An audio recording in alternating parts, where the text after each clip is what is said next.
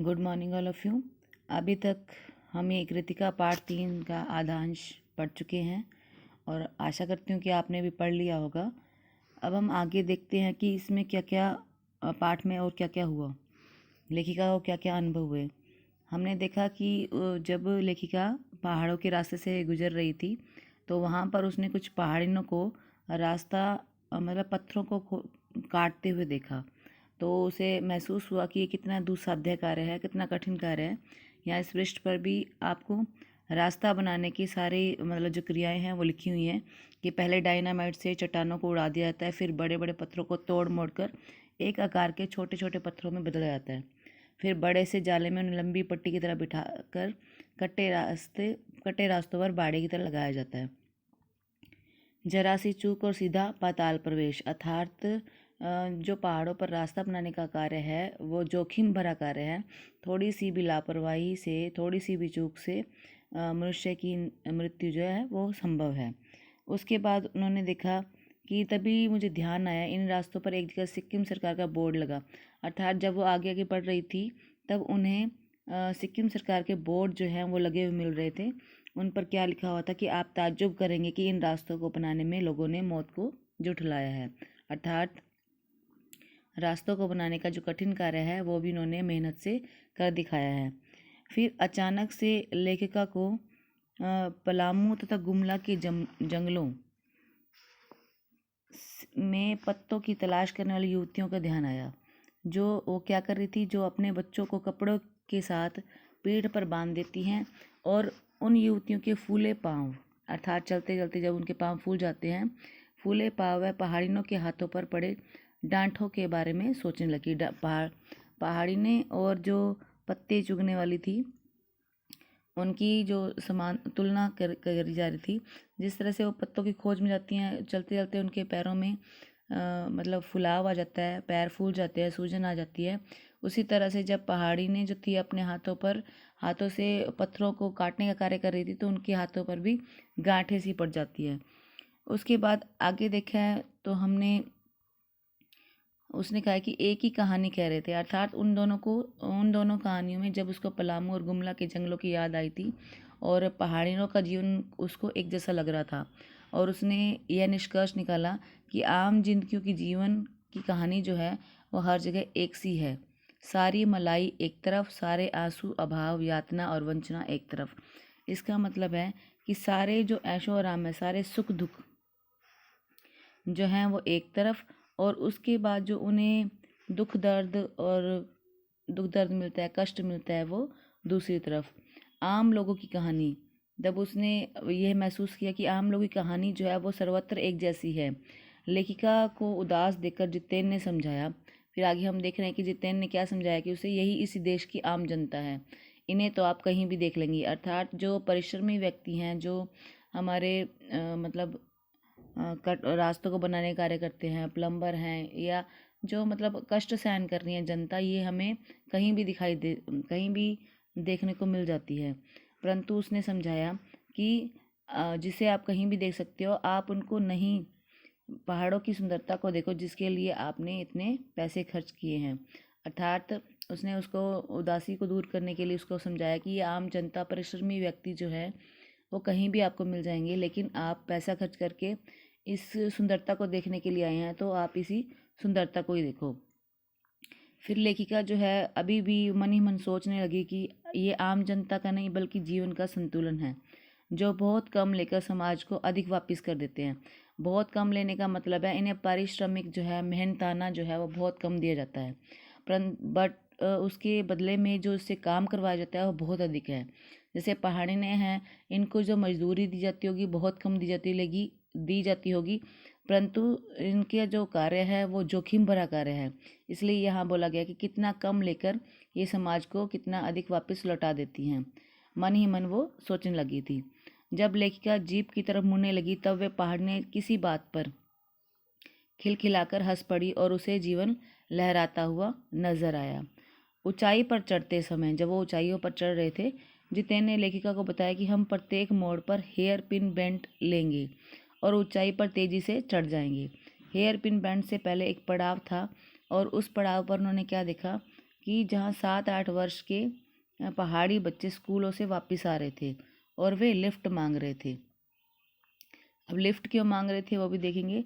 तब जितेन ने बताया कि रोज़ ये बच्चे 3-3.5 किलोमीटर की चढ़ाई चढ़ के स्कूल जाते हैं। लेखिका द्वारा स्कूली बस के बारे में पूछे जाने पर जितेन ने हंसकर कहा कि इस पहाड़ी इलाके में एक ही स्कूल है। उसने यह भी कहा कि ये बच्चे पढ़ाई के अतिरिक्त अपनी माताओं के साथ पशु चराते हैं, पानी भरते हैं और जंगल में लकड़ियों के भारे गट्ठर लाते हैं। धीरे धीरे खतरा जो था वो बढ़ रहा था। अर्थात जब वैन के बारे में या गाड़ी के बारे में पूछा तो उसने बताया कि ये पहाड़ी इलाका है, मैदानी इलाका नहीं है, क्योंकि जो वैन वगैरह हैं, जो गाड़ियां हैं बच्चों को ले जाने के लिए, वो मैदानी इलाकों पर चलती हैं। पहाड़ी रास्तों पर यातायात का कोई भी साधन नहीं चलता है। इसलिए इन बच्चों को 3-3.5 किलोमीटर चढ़ाई चढ़ के आगे मतलब स्कूल जाना पड़ता है। और फिर वापसी में अगर कोई मतलब लिफ्ट मिल गई तो ठीक है, नहीं तो उन्हें अपने आप ही वापस पैदल चलकर आना पड़ता है। और उसके बाद वो अपनी माताओं का भी साथ देते हैं, सहायता करते हैं। अब फिर जब वो आगे बढ़ रहे थे तो खतरा और बढ़ रहा था, क्योंकि रास्ते जो थे और भी संकरे होते जा रहे थे, टाइट होते जा रहे थे।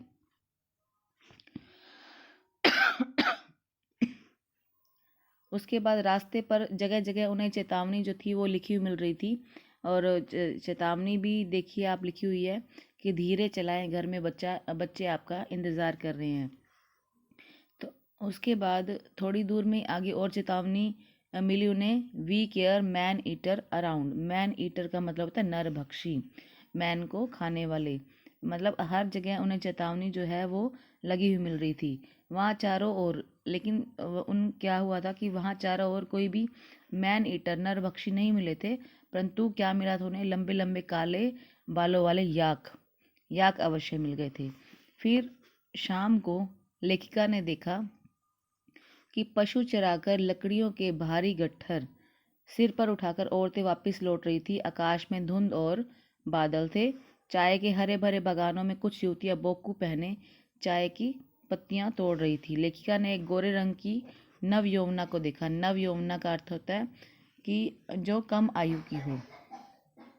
वहाँ पर उसने एक ऐसी ही लड़की को देखा, एक ऐसी युवती को देखा था वहाँ पर, और जिसने लाल रंग का बोकू पहना था। और जिसे देखकर लेखिका का मंत्र मुग्ध होकर चीख पड़ी। युमथांग पहुंचने से पहले यात्रियों ने एक छोटी सी शांत बस्ती लायुंग में विश्राम करना था। यहाँ वे तीस्ता नदी के किनारे पर लकड़ी के छोटे से मकान में ठहर गए।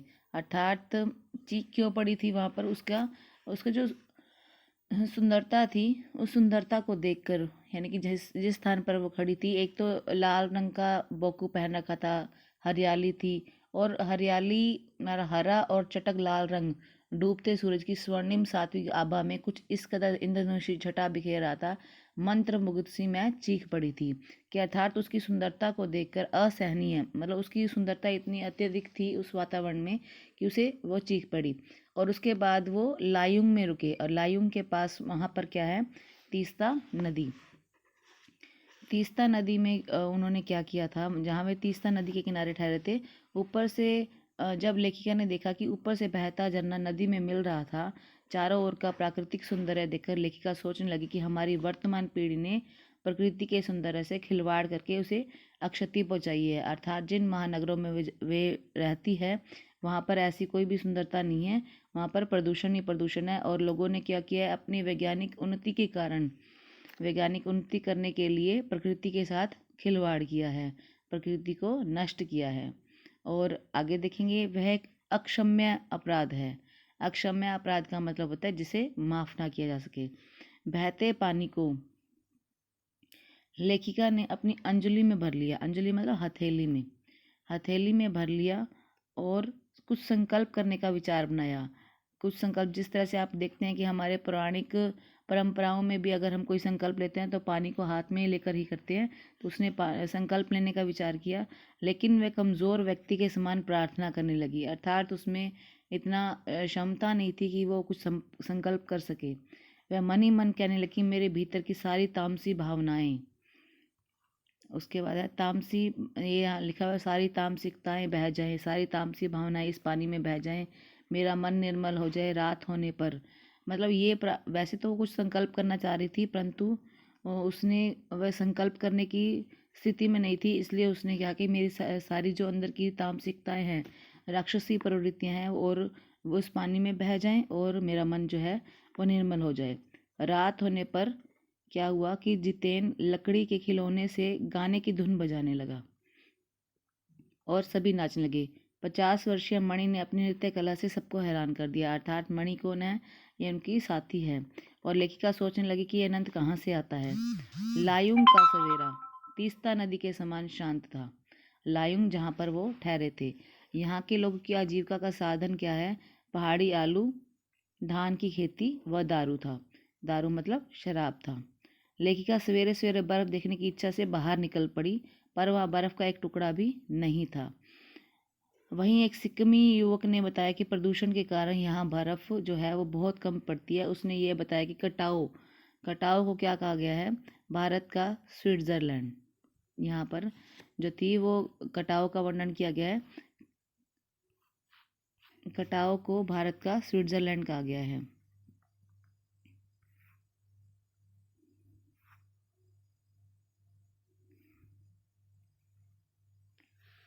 अब कटाओ को भारत का स्विट्ज़रलैंड क्यों कहा गया है? स्विट्ज़रलैंड मतलब एक तो विदेशी स्थानों में आता है, लेकिन यहाँ पर कटाओ जो है वो सिक्किम राज्य में है, इसलिए उसे भारत का स्विट्ज़रलैंड कहा गया है। क्योंकि लेखिका जो थी वो बर्फ़ देखना चाहती थी, परंतु जहाँ पर लायुंग में वो ठहरे हुए थे वहाँ पर उसे बर्फ़ नहीं मिली हुई थी। परंतु उसी युवक ने उसे बताया कि कटाओ में जब आप जाओगे तो वहाँ पर अवश्य आपको बर्फ़ मिलेगी। और कटाओ के बारे में बताया, कटाओ वहाँ से 5 किलोमीटर की दूरी पर था। और उस युवक की पत्नी जो थी बड़ी उत्सुकता से लेखिका को देख रही थी। लेकिन एक गऊ माता ने उसका महुआ गुड़प कर लिया, अर्थात खा लिया था। उसने मीठी झिड़कियां देकर गऊ माता को भगा दिया। अब सभी कटाव की ओर चलने लगे। रास्ता पहले से भी खतरनाक था। धुंध के साथ साथ बर्फ थी, बारिश थी, जिसने बड़ी कठिनाई हो रही थी। जितेंद्र सतर्क होकर गाड़ी चला रहा था, क्योंकि बारिश थी, रास्ता संकरा था, टाइट था, क्योंकि गाड़ी भी मतलब इधर उधर होने से उनकी जान को खतरा हो सकता था, इसलिए वो सतर्क होकर गाड़ी चला रहा था। जगह जगह चेतावनी जो थी उन्हें लिखी हुई मिल रही थी, दुर्घटना से देरी भली। आप भी देखते होंगे जब आप यात्रा करते हैं तो जो पुलिस वाले हैं वो उनके कुछ बोर्ड वगैरह लगे होते हैं। आधा रास्ता तय करने के बाद धुंध हट गई थी। मणि ने कहा कि कटाओ के समान स्विट्जरलैंड न इतनी ऊंचाई पर है, नहीं इतना सुंदर। बर्फ से ढके पहाड़ को देखते ही पता चल गया था कि कटाव आ गया है। पहाड़ पर कहीं पाउडर जैसी बर्फ थी तो कहीं धूप में बह गई थी। तब जितेन ने बताया कि यहाँ बिल्कुल ताज़ा बर्फ है। जितेन व लेखिका ने जीप से सिर निकालकर चांदी के समान चमकती बर्फ को देखा। तब जितेन ने पूछा कि कैसा लग रहा है? तब लेखिका ने कहा बहुत अच्छा। अगले ही क्षण मोतियों के समान बर्फ जो थी वो गिरने लगी, जिसे देखकर जितेन खुश हो गया और नेपाली गाना गाने लग गया था। उसके बाद तभी सैलानी जीप से नीचे उतर आए थे। जीप से नीचे उतरा और बर्फ से खेलने लगे थे, और कुछ ने प्राकृतिक सुंदरता को कैमरे में कैद कर लिया था। लेखिका के पास न तो बर्फ के जूते थे और ना ही कोई पहाड़ी टूरिस्ट स्पॉट और न ही वहाँ कोई पहाड़ी टूरिस्ट स्पॉट। उसके पैर जो थे वो ठंड से कांप रहे थे। आगे जो उसने बोला है, वह सारे नज़ारे को जो थी वो अपने अंदर समेटने लगी थी वह महानगर में, ताकि वह महानगर में जाकर इसे देख सके। अर्थात वो उस सुंदरता को अपने अंदर समाने लगी थी, ताकि महानगर की जीवन जो उसे पसंद नहीं है वहाँ पर वो उस सौंदर्य को फिर से याद कर सके। उसे महसूस हुआ कि ऋषि मुनियों ने इस दिव्यता के बीच वेदों की रचना की होगी और सबके सुख की कल्पना की होगी। सर्वे भवन्तु सुखिनः, ये जो आप सुनते हैं इसके बारे में भी लेखिका का विचार है कि यदि कोई दुष्ट व्यक्ति भी स्थान को देख ले तो वह भी हैरान हो जाए। आगे आप देखेंगे, अमंगल करने की प्रकृति को भी वह भूल सकता है। तब लेखिका ने मणि से गिलहन की कविता के बारे में पूछा। लेकिन मणि एक दार्शनिक के समान हिमालय को जल स्तंभ कहने लगी थी। उसका कहना था कि प्रकृति एक अच्छे तरीके से जल का संग्रह कर लेती है, तभी गर्मियों में लोग पानी के लिए तरसते हैं और हमारी प्यास बुझ जाती है। मणि ने हिमालय के शिखरों को नमस्कार किया, तभी लेखिका को पत्थरों के को तोड़ती पहाड़ियों का ध्यान आया, तब वह कुछ कुछ उदास होने लगी थी। अर्थात तो वहाँ पे पानी का संचय कैसे होता है कि प्रकृति जो है वो बर्फ़ के रूप में पानी का संचय कर लेती है और गर्मियों में इसी बर्फ़ को पिघलाकर नदियों में पानी डालती है। नदियों में पानी आ जाता है जिससे हमें पीने के लिए जो है वो पानी मिल जाता है। इसलिए प्रकृति जो है वो जल का संचय अपने तरीके से करती है। और उसके बाद लेखिका और उसके साथियों का सफ़र थोड़ा आगे और बढ़ा और सभी बॉर्डर पर पहुँचे। वहाँ फौजियों की छावनियाँ थी। तभी लेखिका ने एक फौजी से पूछा कि आप लोगों की इतनी ठंड में बहुत तकलीफ़ होती होगी, क्योंकि वहाँ पर बर्फीला रास्ता है, पहाड़ी रास्ता है। तो उसने पूछ लिया कि बहुत ठंड होती होगी। उसने हंसकर कहा कि आप चैन की नींद सो सके इसलिए हम पहरा दे रहे हैं। थोड़ी दूर पर जाने पर एक और फौजी छावनी उसे दिखाई दी।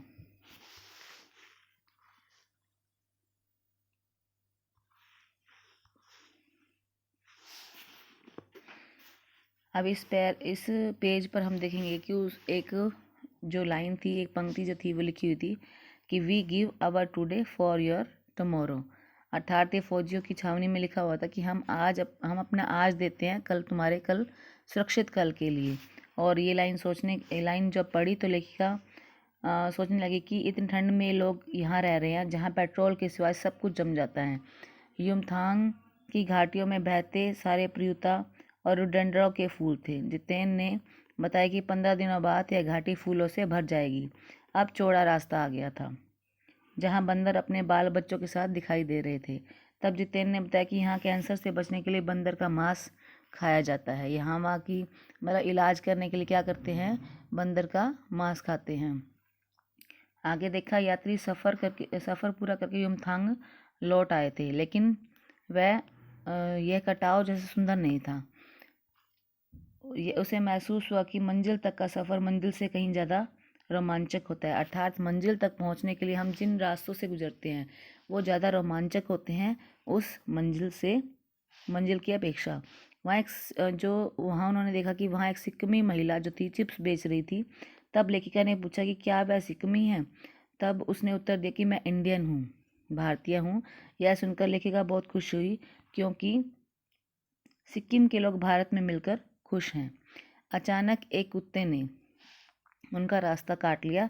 तब जितेन ने बताया कि ये कुत्ते सिर्फ चांदनी रातों में ही भौंकते हैं। अर्थात एक अचानक रहस्यमयी बात जो थी वो बताई थी कि इस कुत्ते जो है वो सिर्फ चांदनी रातों में ही भौंकते हैं। लौटते समय जितेन ने जानकारी दी कि यहाँ एक ऐसा पत्थर है जिस पर गुरु नानक के पैरों के निशान हैं। उसने बताया कि गुरु नानक की थैली से छिटक कर जहाँ जहाँ चावल के दाने गिरे वहाँ वहाँ चावल की खेती होती है।